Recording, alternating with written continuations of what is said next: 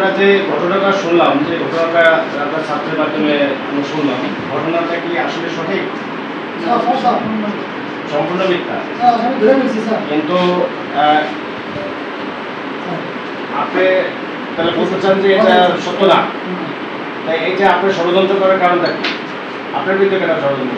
Sir আমি এই যে লোকটা ইয়া করছি, উনি হলো গতকালকে ওনার যে ছেলে মানুষের পড়ে, এই ছেলেটা কোনোদিনও বেতন দেয় না, বেতন দেয় না। তার মানুষের যে কমিটি বলছে যে আচ্ছা যাক, অর্ডার বলতে পারেন। এটা যদি করেন তো মানে আচ্ছা বলেন, আপনি বলেন। এরপরে তো কমিটি বলছে যে আজকে যেহেতু পরীক্ষা শুরু, তো পরীক্ষার আগে যেন সকলের বেতন উঠে, বেতন বকেয়া বেতনগুলো নিয়ে এরপরে পরীক্ষা দিতে হয়। সেই হিসেবে ওনাকে কালকে আমি বলছি, আর আপনার ছেলেকে প্রবেশপত্র দিন, যেহেতু পরীক্ষার ফি দেন।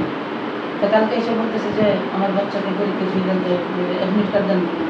তা বলছি ভাই, বেতন আর পরীক্ষার ফি না দিলে দিতে পারবো না। পরীক্ষার ফি আমি কখনো বেতন আমি কখনো দিই না। এরকম আপনি জানাইছে, কমিটি বলছে ঠিক আছে, বেতন দেওয়া লাগবে না, পরীক্ষা ফি দেওয়া লাগবে। তাই আমি বলছি পরে বলছে আপনি সেই নতুন নতুন আইন করেন, ছাত্ররা বেতন না দিলে তাদের বাড়ি পাঠাই দেন।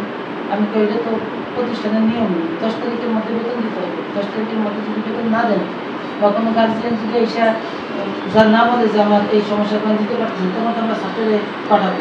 এরকম আপনি তো বেশি বেশি আইনদারি করেন, বেশি বেশি মাতব্বরি করেন।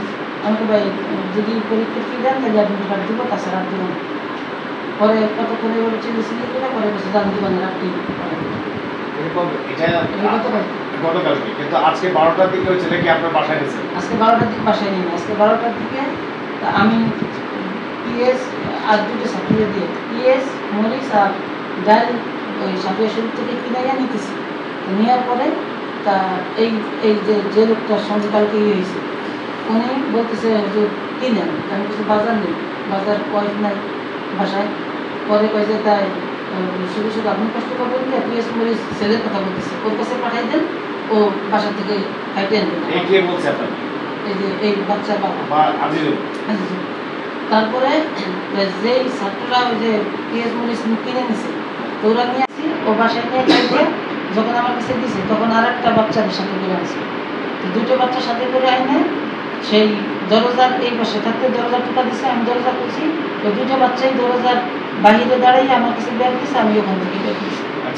আর ওনাদেরও বলছি যে আপনারা যে তার একটা বাচ্চা ছিল, ওই বাচ্চার কাছে আপনারা শুনতে পারেন যে কথাটা বলছে। ও যখন আপনি দেখে নিয়েছেন ওখানে কোনো বাচ্চা ছিল না, আর ওইখানে কোনো অন্য কোনো লোক ছিল না। আপনি যখন বলছেন যে তোর অ্যাডমিট কার্ড দিয়ে দেবো, অ্যাডমিট কার্ড দেবো, এগুলো তদন্তের ঘটনা।